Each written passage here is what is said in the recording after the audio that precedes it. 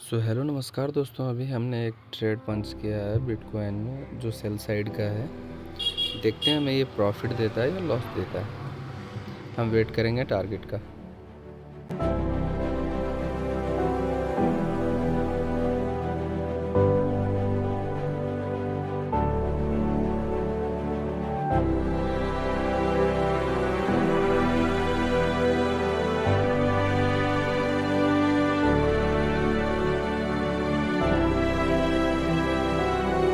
Trade का logic simple था क्योंकि डबल टॉप बनाया था और नीचे ट्रेड लाइन तक इन्हें टच करने के लिए तो आना ही था।